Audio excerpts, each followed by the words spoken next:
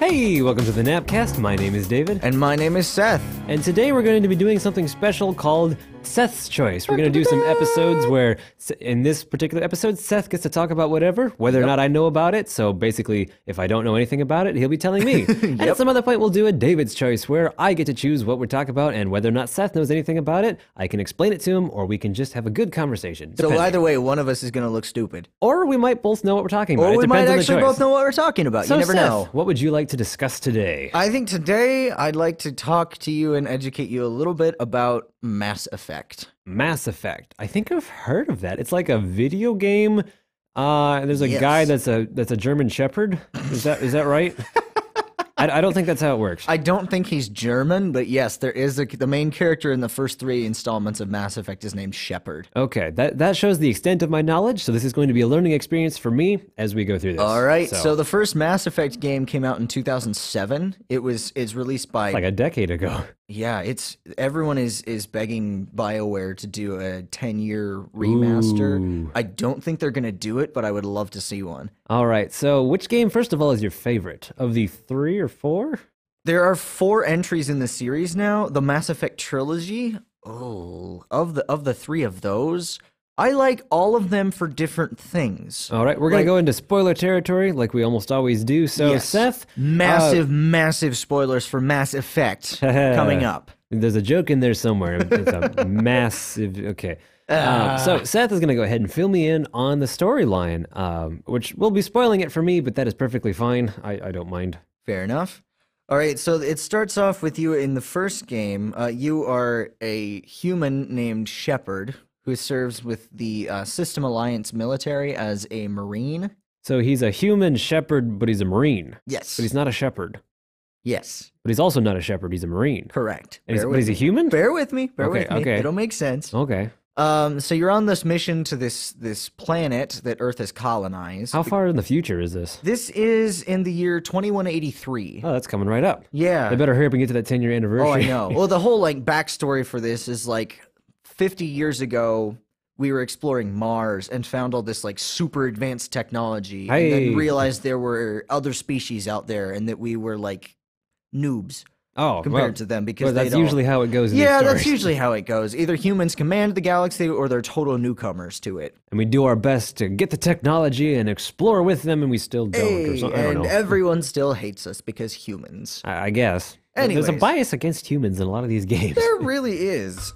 Mass Effect, unfortunately, has some very, very racist races. I guess? Racism, maybe? There's racism is very alive and well in Mass Effect, unfortunately. But it's like an actual race type thing. It doesn't depend on your skin color. It depends on your actual creature lineage, your race, I guess. Are you a human? Are you a Martian? Some people are racist against others for what they've done. For example, that doesn't even count as racism, does it? Oh, the race itself. Okay. Yeah, there's a race in Mass Effect called the Quarians, they got kicked off of their home planet about 400 years before the series starts by things that they created. Okay. They basically created artificial intelligences that rose up against their creators.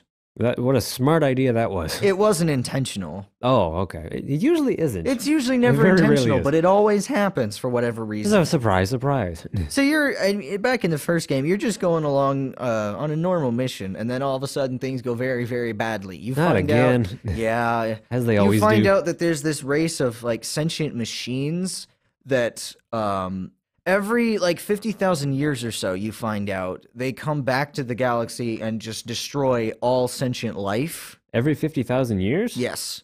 So did they show up in Earth's history anywhere before this, or is it Earth was not ever noticed? It's working. It's based on an old Earth framework. So this has been going on for millions and millions of years, according to the game's lore. Okay. So they've done it many, many times. They have. It's got to be thousands of times. So what basically happens is that every time there's this culling of the intelligent races, it leaves the less intelligent races to evolve and take their place. And Wait, so is it a super intelligent race that's coming in and doing the culling? Yes. Well, that's biased. Only slightly. We're so important that anybody that's even close to us we're gonna kill, so everybody else can get closer to us. We can kill them later. Because we're amazing. There's a lot of philosophical reasons that it goes into in the third game about why that takes place. Okay. But you don't know any of that starting off in the first game. As a brief aside, this kind of reminds me of some of the storyline from like the 2001 Space Odyssey and the 2010, 2056 and all those. 3000 to Space Odyssey. Where those like hyper intelligent creatures that are like pure light. They were beings, and then they went into robotic bodies, and then they became pure light matrices. So they go around like trying to encourage life or whatever, and they also destroy life. I'm sorry, Dave. I can't let you do that. I'm sorry, Dave. I can't let you. I don't remember what else does he say. Would you like to hear me sing a song? Open the bay doors, Hal. I'm sorry, Dave. I can't do that, even though my name is David, so that doesn't quite work. I'm sorry, Dave. There's all those posts. I'm sorry, me. This is another quick aside, but all those posts on Facebook where it shows a meme of some comment, and it always shows Hal going, "I'm sorry, Dave, I can't something." And I always get personally offended by those. Not actually, but I always comment as if I'm personally offended. Getting back to Mass Effect. So there's a super intelligent race that's making life miserable for everybody that's kind of as intelligent as they are. And no one will believe you that they're about to come back. Because of course. And no one will also believe you that one of the top dogs in the Galactic Council of Races is responsible for trying to bring them back. Well, why is he trying to bring them back? Is it ahead of schedule, or is he just trying to help them? He's trying to usher in their return because of some misguided belief that things will be better if he helps them. He's one of those people. Yeah. Oh, and of course things are not going to go well for him because they never do. Well, major spoilers at the end of the game. You find out he's been indoctrinated by them the whole time. Oh, so they used him. Yeah, already. they basically just straight up used him. Oh, okay. But there are some amazing twists in the first game, and I love the story of it for that. Are you going to try to save those spoilers, or are we still going to cover them? Which I don't mind either way. Because I haven't had a chance to get into the game. For those of you who haven't played Mass Effect, close your ears. Just stop listening. Just put on your headphones. You can tune back in about 5 minutes. The first big twist comes right at the end of Act 2. Okay. Which is when you discover that you can't save everyone. Of course not. Which was you make a choice. Well, it was a huge twist because at that time there was always a way to save everyone.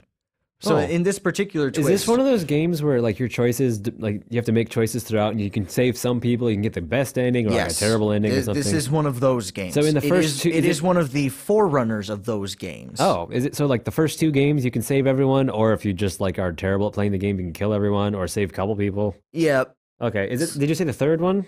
The third one, the second one, Mass Effect 2 actually has the worst ending where everyone can die, including yourself. But we'll so get don't there. Go for that game. We'll get there. I mean, ending.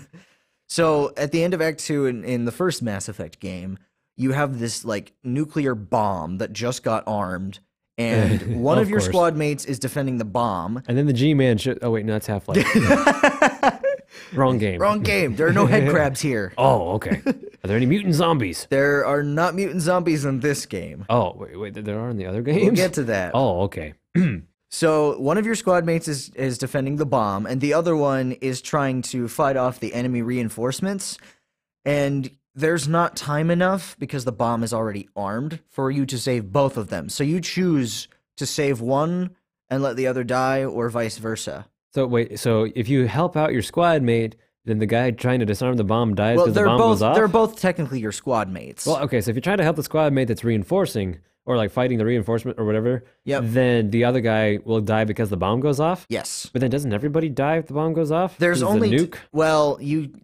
What happens in that particular instance is you go to where your squad mate is pinned down by the enemy. You kill all of the enemies, and then your ship comes in and picks all of you up, and then you leave, and the bomb explodes. And the other guy just doesn't have a chance to get out. Yeah, he just doesn't have... There's not enough time to evac both of them. And he can't even disarm the bomb because he's not smart or something? Well, it's a 20 megaton bomb, so it's got quite a payload. Which is not the largest bomb that humanity's ever made, I think. It is not, but it's also pretty stinking big. Yeah, I forget, was this the Tsar Bomba? The Tsar Bomba, was that 50 megaton or was that 100 megaton? I can't remember. I off think top it of was my only head. 50 because if they made it 100, then their plane wouldn't get out in time, no matter how high they dropped it from. So I think they had to make it 50. You always have to be able to get away from the bomb that you're dropping. I think they, for the test, they actually nerfed some of its power, to use that term, because otherwise... It's fine. Let's just nerf a bomb. Had they done full power, it would have been like 100 megaton, I think. Wow, I don't remember the exact numbers. That's but ridiculously... definitely the most overpowered bomb That's a anybody's ever made. ridiculously powerful bomb. Yeah. So this one being 20 megatons, still nothing to sneeze at. It sounds impressive. It is impressive. It's not the most impressive. But definitely, it's very impressive for a video game, I'll tell you that. Yeah. Most games don't have bombs that large. Quite a big boom. A big boom, you say. Boom. All right. The other big twist comes towards the... Before you get there, so just while we're still on this guy, so if you, instead of helping the guy with reinforcements, if you go to the other guy and help him disarm the bomb, does the bomb get disarmed, but then your first guy dies from the squad or whatever? Well, the bomb goes off no matter what you do. Oh. So the other option in that case is you defend the guy, because there are a lot of enemies on this particular planet. So surprise. you either help the guy where the bomb is, or help the girl where the bomb isn't, I guess. Because she's the one fighting the... She's the one pinned down by enemies. So if you help the guy, do you go and evacuate him and just leave the girl behind? Yes. Oh, or otherwise, so you're just picking one of them and you evacuate. You pick which one lives and which one dies. Which one, by the way, which one's supposed to be the best ending? Or doesn't it? That one doesn't really have a better or best scenario. Well, how are you supposed to win the game? One of them just dies. And there's no way to save both of them. Is that why people don't like the game as much? Are they frustrated by it? I feel like there was some stigma about one of the games. That's not the reason everyone hates Mass Effect 1. I can give you that in 2 syllables. Oh. Mako. Is this one of the characters? Is this the evil robot sidekick? Mako is actually not a character, but a vehicle. Oh. So... of all the reasons to hate a game, I would not have suspected a vehicle. You have clearly not played Mass Effect, then. Of course not. I'm new the at this, Mako remember? is the worst vehicle ever. And I've played some really bad games with vehicles, or bad vehicle sections in games. This is the worst. What makes it so bad? That people hate it more than... So it's a 6-wheeled monster of a tank. A 6-wheeled tank? That can jump and also shoot things, but not at the same time. It's very hard to aim with the tank, so it nerfs that aspect of it. Okay. It's very hard to drive, which means it's bad as a vehicle. Is the handling just like all over the place? The handling is garbage. Oh man. And it has quite a payload if you actually get a shot off with the tank, but you have to be basically stationary to get a good shot off. Which defeats the purpose of a tank. Correct. If I remember, in World War II, one of the big advances with the Sherman tank was that it could fire while it was going because it had like the auto gyro stabilizer. Yep. Which made it so much better than the other tanks, which had to stop and try to aim. So precision German engineering. But hey, this tank can jump. So what? Yay? Why is that a good thing? It's not. Oh. Did they make that an aspect where you have to jump over things in your tank to get places? I don't think there was any platforming that you had to do with the Mako, fortunately. Now that would be even worse, That would be terrible. Oh, man. But anyway, the other twist that happens in Mass Effect 1 is actually kind of concurrent with the first one, but it's a story twist rather than a game mechanics twist. Rather than you choosing the story, it's just part of the story. Yes. Okay. So that's when you find out that the agent's ship that you've been chasing for the entire game is actually the bad guy. Oh, and he was just how is that a twist if you've just been chasing it the whole time? Because you thought it was just a ship this whole time, and it turns out the ship is actually one of the sentient machines that's going to destroy everything. Oh, the ship itself is the bad guy. Oh, okay. Yeah, that's the twist. So a ship itself being a bad guy, I mean, that's part of the sentient machine race, I think that you mentioned. Yep. It has one of the best villain monologues I have ever heard. Does the entire ship talk to the character? Yes. It does, actually. The ship talks to you, and it's freaky as heck. Wait, what is the ship's name? Its name is Sovereign. Oh, okay. No, I think I was thinking of something else, but I was hoping it was going to make like a good Tony J reference. Quite a few of them have names, but... Okay. So all of that is in Mass Effect 1? Yes, that's basically Mass Effect 1. And everyone hates the rolling, hopping tank. Yes, because it's terrible. Oh, man. Boy, that game just really tanked. Anyways. The game itself was really solid. Okay. Except for that part. Well, Mass Effect 2 is the one that everyone kind of picks as their favorite because it's also really good. Okay. So Mass Effect 2 starts off with you dying. Great. Lovely. So after that's the game, folks. I hope you enjoyed it. After beating the gigantic robot at the end of the first game and saving everyone, you die because of a laser that blows up your ship. Great. Yay! And then somehow you're rebuilt with some cybernetic augments that have no game value whatsoever. But wait, was there. this the theory that Matt Pat discussed in one of his game theory ones about Commander Shepard? So Game Theory a few years ago did a game theory about yeah, I mean it's not like they do anything else. But they did a theory that Commander Shepard as a Mass Effect 2 is actually a zombie. Regenerated. I do remember seeing that, but I frankly didn't understand much of it because I don't know a thing about Mass Effect. Yeah. I need to go back and watch that once we get done with this episode so I know what's going on. It's quite freaky. I've watched that before. Now, do you agree with his theory? Just out of curiosity? Not at all? I don't. Okay. I think it'd be possible to reanimate a human because they've basically been... So the way you... If it is that far in the future, maybe they have the technology. Well, it's 2185 at that point, and by they spend almost 2 years and 4 billion credits putting you back together. Okay. I mean, you better be worth it then. You're very much worth it. So in Mass Effect 2, you start off as a dead German Shepherd. I'm thinking German because of the tanks now, and so then Shepherd, so I'm all distracted. So you start off as a dead Shepherd. And then you get brought back to life as the world's most expensive zombie military experiment. And then the game happens? Sure, we'll go with that. Okay, that's a perfect description. So then you realize you're brought back by this guy named the Elusive Man. What a great name. I know. He's also... I wonder if he's hard to find. He's hard to see. He's also voiced by Martin Sheen, which is an amazing casting choice, and I'm so glad they did that, because Martin Sheen is amazing. So what happens in this game? Do you die again? In this game, you are told that you've been brought back because humans are disappearing from different colonies that they've set up throughout the galaxy. And Not the humans again. Not the humans again. No. And nobody's doing anything to find out why. So they rebuilt you as a zombie so that you can go save the day. Yeah, so he basically hires you and tasks you with finding out why the humans are all going missing. All right. So you go... Sounds like a straightforward task. Yeah, and then you go to the first place, and it gets more complicated, as per usual with Mass Effect. It turns out that there's this race of kind of seclusive, hermit-like, reclusive aliens. That's the word I was looking for. Reclusive aliens. Are they inclusive? They are not. They don't like Are they intrusive? Now I'm just making fun of you. Sorry. Okay, so there's reclusive aliens. The race is called the Collectors. Are you sure they're not the Chozo? Yes. In this particular case, they're not Chozo. As neat as that would be. Oh, that'd be awesome. Crossover fanfic. Anyways, so there's these reclusive old guys that do something. Well, it turns out that these collectors, this alien race, is the one that's been kidnapping the humans. Oh, but no. Nobody knows on the very why. first planet you went to? Yeah. Wow, that was easy. So the entire rest of the game revolves around recruiting people to go on this suicide mission to defeat the collectors and rescue all the humans. A suicide mission? Yes, because you have to go through this...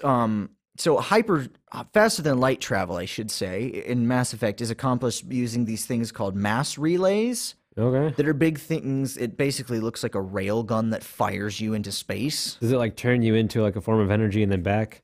It kind of grabs hold of your ship, encases it in a Mass Effect field, which is... oh, hey, that's what the name of the game is. What do you know? I bet that's why it's called Mass Effect. What?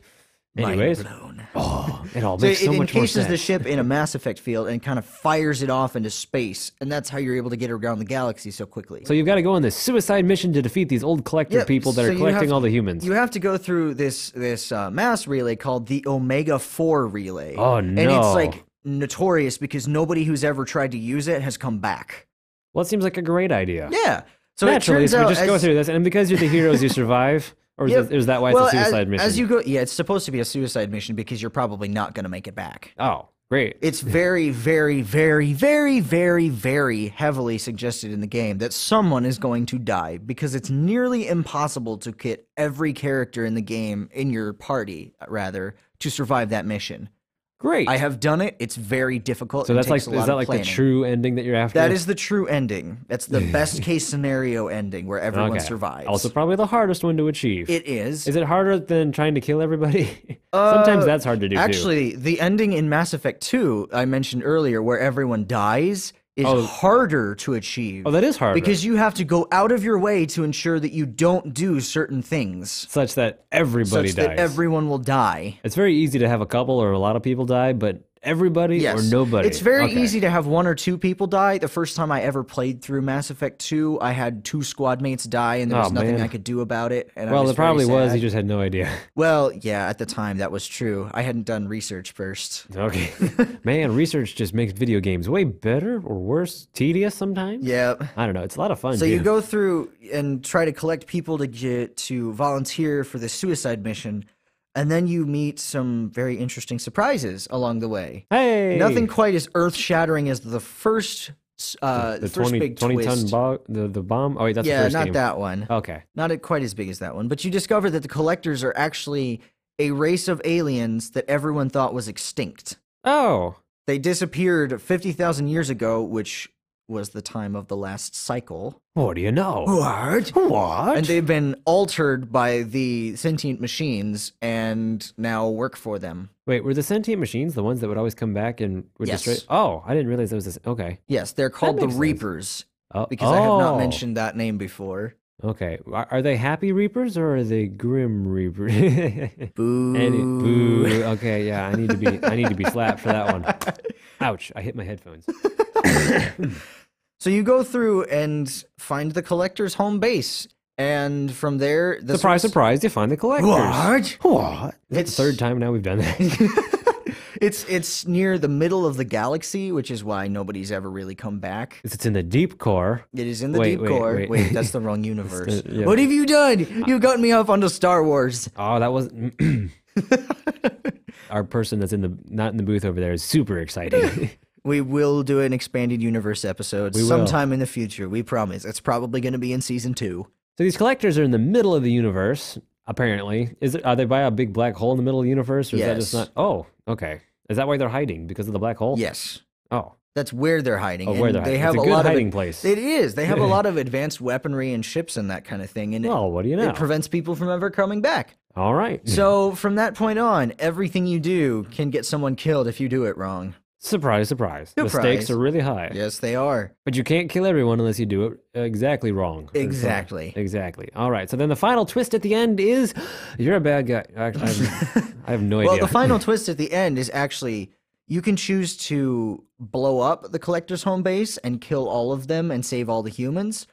Or you can choose to save all of the humans but keep the base to study it for its technology. All the humans that are still alive, you mean? Yes. At that point, you don't kill anybody else that would already not be dead? Correct. Okay. So you can save all the humans that are left, and then save the technology and the collectors themselves, and possibly release them on the future for later or something. I don't know. Or you can just blow them all up and be done with them and return from your impossible mission a hero, maybe? Well, unfortunately, it's not quite that simple. Because the government says, oh, hey, you weren't supposed to be alive, and you killed people. Well, almost. The government... thought you were dead for 2 years because that's the time gap between Mass Effect. So the Sackville Baggins is steal all your spoons. Oh, is that the wrong universe?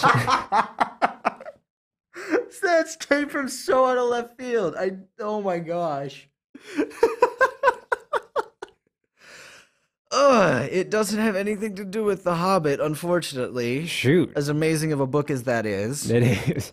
But you were actually recruited by an organization called Cerberus, which in the first game was thought to be this kind of like... Is that like a mispronunciation of like Cerebrus or Cerebro or something? It's actually like a terrorist organization in the first game. Oh, no, not again. Yeah, it's kind of a human supremacist organization that's we're better than to... all the aliens. Yay! Because we're actually not smart at what we're doing, but we're getting smarter, so we're smart, right? Okay. Something like that. Humans for the win. So you were recruited at the very beginning of the game by the leader of Cerberus. So you've been kind of off the radar this entire time. And then the government finds out at the end that you blew up a bunch of people or you didn't. Yep, and they court-martial you. Of course. Do they court-martial you either way, based on whatever happens? Yes. Unless well, even if you die... They court-martial you if you die? Well, only because that's how the beginning of Mass Effect 3 starts. It's 6 months later with you having been court-martialed. Oh, so even if you die, they would have court-martialed you, but you just kind of died in the game, so they have you restart? Yes. Good to know. So they court-martial you for whatever reason. Which one do they actually go with in the third game? Well, the thing is, it's different based on whether or not you play a piece of DLC.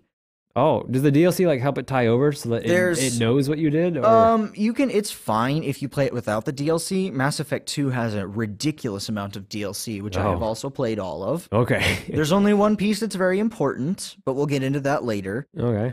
This particular one is called Arrival, and it's like you have to go on a solo mission into this random area of space where there's a group of aliens that really, really don't like humans. Surprise, surprise. And rescue a human operative. Who has been held captive by these collectors? Wait, wrong species. The Reapers. By these Reapers. Well, the Batarians. The unhappy Reapers is the name of the species of aliens. Oh, okay. So it turns out you find her. She's indoctrinated too, and so she's trying. No, not her. She's trying to open the gateway to dark space, which is where the Reapers live, apparently in the Mass Effect universe. And so you stop her by blowing up a solar system. Again? I mean, that's not the proper response.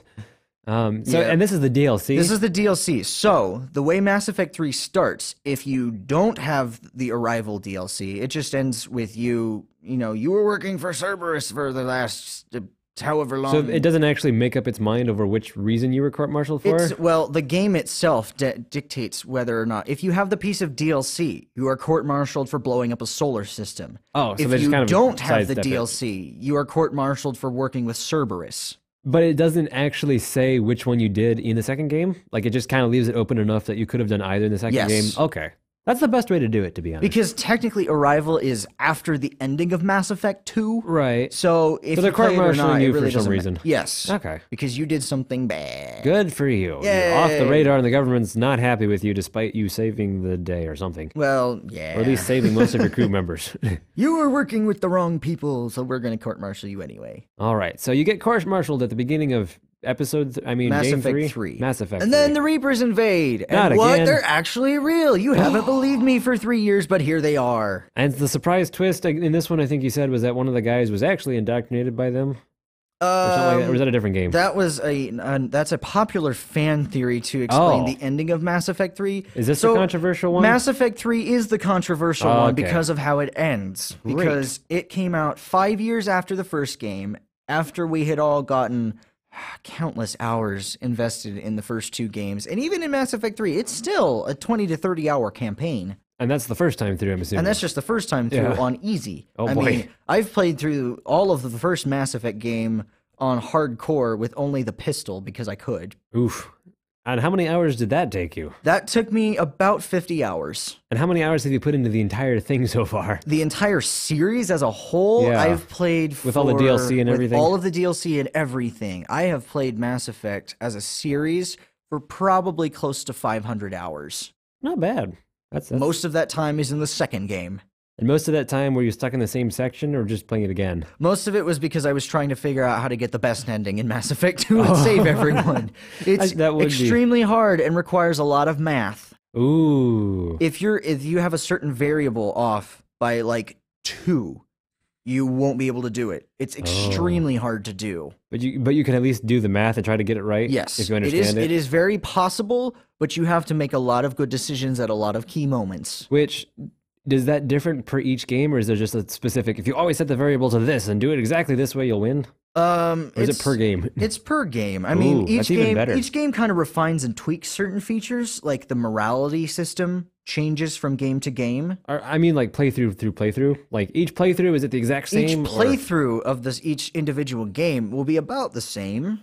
Okay. So it's not impossible. It's not impossible. It's just very, very difficult, and you have to know what you're doing. Okay. So after you get court-martialed in the third game, the government's like, oh, wait, we actually agreed with you secretly, but we're still court-martialing you publicly. So we're stripping you of your rank, but you can go work as a private treasure collector on this far-off planet. Well, mostly I have no idea. You're about to go on trial, and then the Reapers invade Earth and start killing people. I knew I'd forgotten something. Yay! Yay! So you have to make a mad dash off the planet before you die. So this time, the Reapers are assuming that humans are advanced enough that they can be killed? For whatever reason, the Reapers pick the humans as like the top race in the galaxy. Because you're a main character, and that's how things go. Because plot-induced stupidity?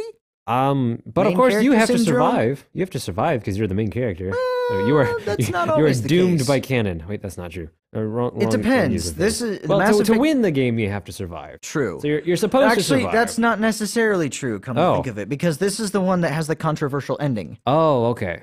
Which So is, after the Reapers are invading and you have to get off the planet really quickly, which you it's supposedly your do. objective to unite a bunch of different races in the galaxy who hate each other for different reasons. Oh boy, politics. Yep, politics. It's fun politics, though, because it's not Fun all politics? politics. I know, Oh. that sounds like an oxymoron. It but really it's- does. It's a lot of shooting things and then watching cutscenes of people trying to argue with each other. While shooting things still? Or do they argue about the shooting things or are they just arguing? They do argue a lot about the shooting things. Okay, For so that's not example, too bad. there are two races in the game, the Krogans and the Turians. Ooh. The Turians are the militaristic kind of the Spartan race of this game. Okay. Not the Halo Spartans, like the Spartans. Oh, okay. The anti-Greek and anti-Persian Spartans. Yep, those Spartans. Okay. So they're very militaristic. This is Mass Effect! Okay. What? What? Again? Again. Okay. So they don't like the Krogan because the Krogan are essentially the Vikings of this universe. So they're The Vikings they're versus kind the of- Spartans. All They're right. the barbaric ones who needs to draw almost that? conquered the galaxy several hundred years back Oh boy. before they were sterilized by a third race called the Solarians, who are, Oh no. who are kind of the scientists of this universe.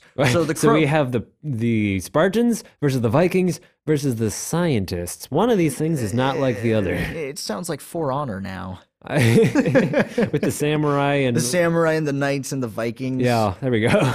But yeah, so the Krogan hate everyone because the Okay. Turian and the Solarians were the ones responsible for their sterilization as a race. Okay, and you're just trying to unite all of these people, and surprise, surprise, Yeah. you do. Or Because you need don't. all of their resources to beat the Reapers.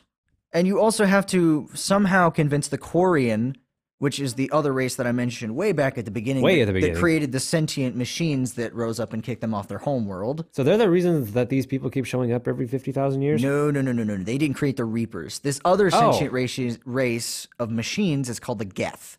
Those are the ones that the Quarians made. Oh, okay. Different sentient machines. Stop me if I'm going too fast. Okay, I'm trying to keep up. Yeah. So you have to convince the Quarians to stop fighting with their creations, the Geth. Okay. And that's a big hullabaloo. Then you have to convince the Vikings and the scientists and the Spartans to all get along. I keep Yes. wanting to say Persians, but that's not quite right. So you have to get all of them to get along, but then once Yep. everybody gets all along, war breaks out again. Well, No? not exactly. Oh. The interesting thing about this particular game is that it's very heavily dependent on the choices that you made in previous games. Really? So there's does some- it actually know what you made in previous Yes, games? because Mass Effect has something called save file transfer, where it Ooh. reads the data from past games and whether certain values are met, like you killed this person or you let them live at So this do key you moment in have the to play the game. first two to play the third one? You don't. It will automatically assume that you made certain choices if you choose to start from Mass Effect 3 and just go. So it's like a default in there Yes, already? it's kind of a default world state. If you do play the other Ooh, two games get at some first, different world lines. oh yeah, It's it's another time great. we've referenced Steins Gate.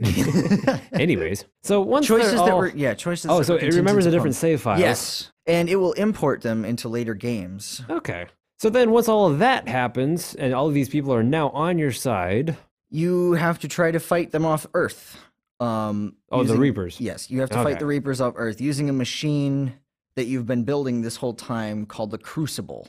Oh, okay. So it's- There's it's- a play about that, I believe. There is. It's a very good play. It's unfortunately missing a key component in Mass Effect Of course. because Cerberus stole it. Oh, And Cerberus man. is kind of the secondary main antagonist in this game. Even though you were allied with them in the earlier Yeah, game? because you kind of turned on them and now they hate you. Even though you got court-martialed for it? Yep. Oh, boy. Everyone hates you in this Everybody's game. political. Everyone's political. Oh, boy. Everyone's racist. Ah, what a great game.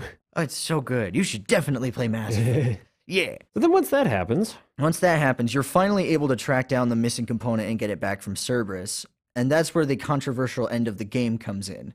Because originally, before they fixed it, the options were you die in green light, you die in red light, or you die in blue light. And red there was light, no green way. light. That's all I'm thinking There right was now. no way to get Shepard to survive. You get stuck in playing a game with little kids called Red Light, Green Light, and kids never take that game seriously because they don't like to follow rules, and so they all cheat and you die every time. Well, the actual official names for the endings are Control, destroy, or synthesis.